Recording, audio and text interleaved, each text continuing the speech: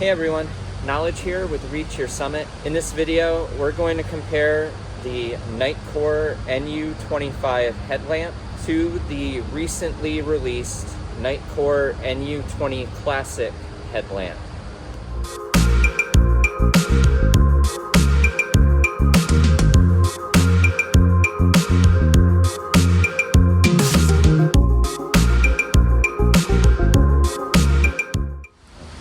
Thank you so much for joining me. I'm hoping that this video helps answer any questions that you might have with these two headlamps. Been getting a lot of requests to put one together after sharing a couple of clips going over the recently released version of the headlamp. So I thought it would be fun to put this video together, help answer those questions, but also maybe help you decide whether or not one of these headlamps is for you. This older version of the NU25 has been one of my favorites over the years. I've used this on through hikes, on backpacking trips. I pack this even for one of my 10 essentials for day hikes. Very reliable, has all of the features that one could ever need, at least in my opinion, and it's worked really well for me. There's just one thing that I wish that it had, and I'll get into that in a little bit. And over the last couple of years, I had been using the Rovivon Aurora A5 just to test out a different type of light. So I've been using that flashlight. I've been really happy with that. I'll put a link in the description for this video so you can check out my comparison between the two Rovivon flashlights, because they've updated that one as well. But I don't want to digress too much. Let's get back into the Nitekores. So this headlamp had been updated about a year and a half ago, what is now out and known as the Nitecore NU25 UL. And that headlamp had some misses, in my opinion, some drawbacks. Nitecore ended up removing some of those features that I really liked with this headlamp, so I didn't end up using it too much. And I do have a comparison video going over that updated NU25 with this version, so I'll put a link in the description for this video down below so you can check that out if you'd like at any time. So with that rundown, this headlamp has now come out. This is the NU20 Classic, and in many ways, I find it to be very similar to the Nitecore NU25 that I've come to love over the years on the trail, but it does have a couple of really nice additions that the updated NU25 UL had, is still keeping some of the things that I really like about this headlamp. So I'm going to share with all of you the specs between each. That way you can see the comparison between the two, and I'll give my first impressions of this headlamp. Again, this just came out, so I have very limited use with this one compared to this one that I've been using for many years. So we'll call this more a first look for the NU20 Classic. As I get more use with this headlamp, then I will put something together with how this has been working and performing for me. So the Nitecore NU25 does come with a different strap. Here I have a very thin shock cord modification that I purchased from Lightsmith, and the total weight on my scale for this headlamp with the modification comes in right around 1.1 ounces. Can't remember the total cost that I paid for this headlamp back when I originally bought it, but I want to say it's around $30. I'll scope it out and I'll put the correct price down at the bottom right here. But regardless of what I just mentioned for the cost and what it actually was at the time when I bought it, it is still relatively reasonable in price for a headlamp and everything that you get with it, and that was one of the things that really appealed to me. The headlamp is USB rechargeable with a micro USB. The battery port on the NU25 is found at the bottom. This headlamp has an impact resistance of 1.5 meters, and it is water resistant with a rating of IP66. It works well in rain and mist. I haven't had any issues with it getting ruined in rain throughout the years backpacking with this headlamp. The bulb for the NU25 uses a Cree LED. This headlamp has a white light and a red light. At the top of the headlamp, we have a power button and a red light button. And let's get into the different settings. So pushing the power button once, you get a really nice 1 lumen light setting. This is a light that I like using around camp, just bright enough for me when I'm in my tent or under my tarp, and it works well for me walking around camp. The next setting is 38 lumens.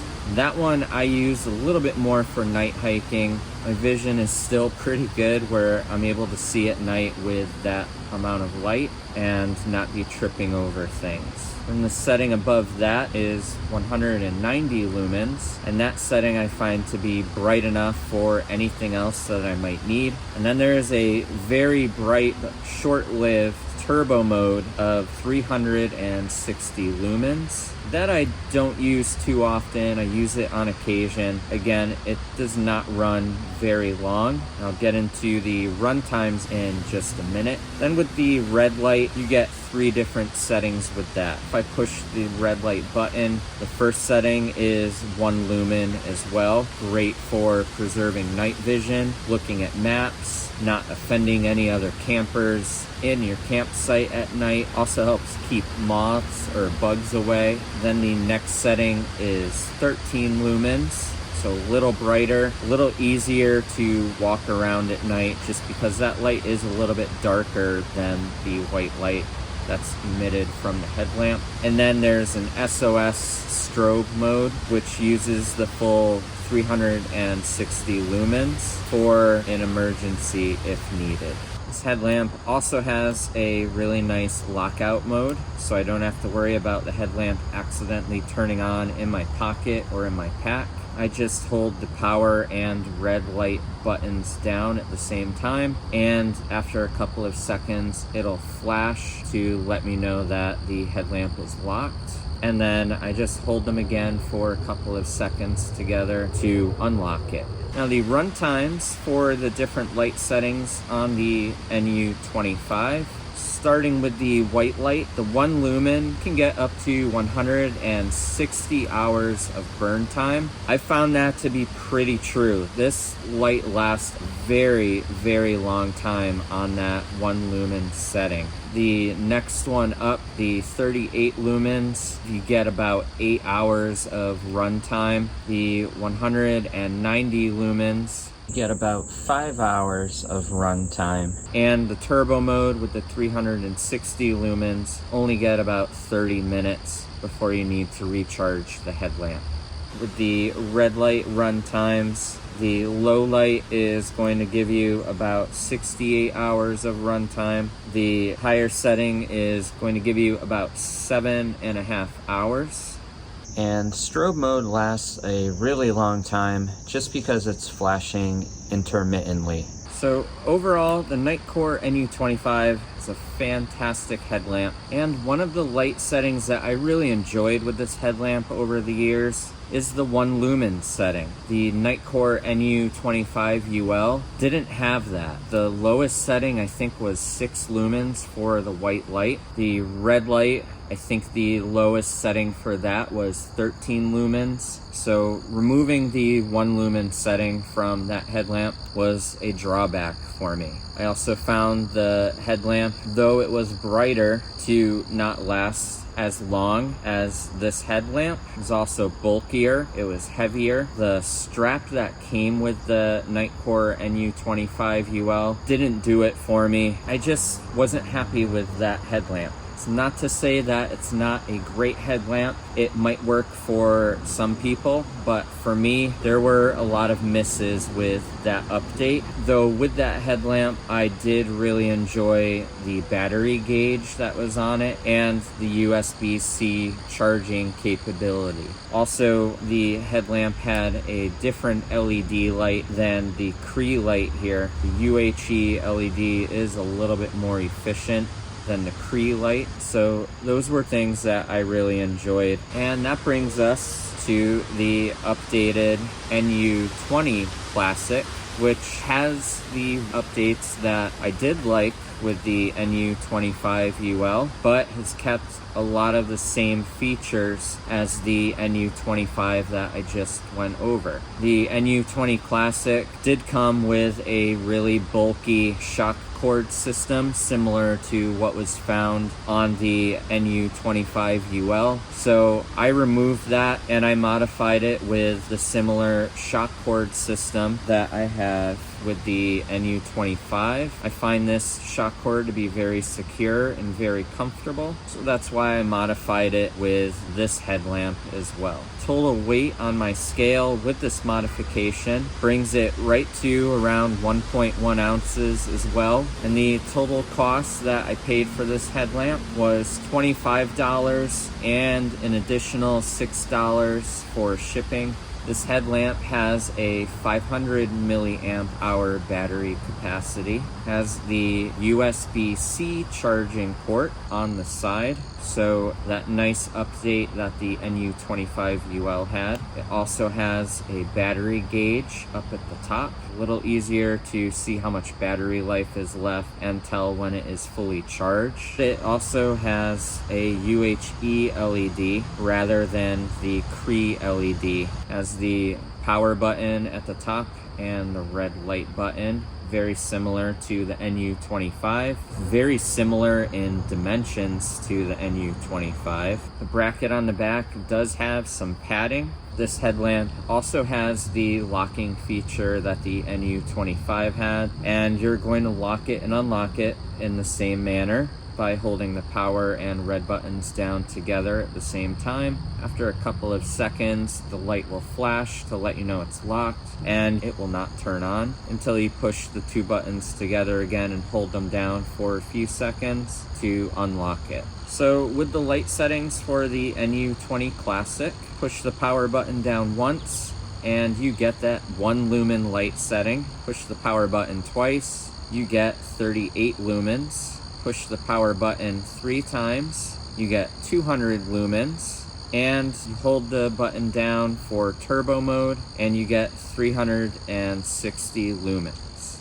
Then pushing the red button, you get a 1 lumen red light. Push it twice, you get 13 lumens for the red light. Push it 3 times, you get the SOS emergency beacon light. So as you can see, very similar to the NU25 already, with very slight differences. The run times are also going to be a little different, as I mentioned. So the 1 lumen setting, you're getting about 97 hours of run time. The 38 lumens, you're getting about 7 hours of run time. The 200 lumens, you're getting about 5 hours of run time. And the turbo 360 lumens, you're actually getting 2 hours of runtime rather than the 30 minutes found in the NU25. For the red light setting, the low 1 lumen, you get 53 hours of burn time, and the higher light setting, you get 13 hours, and the SOS mode runs a very long time.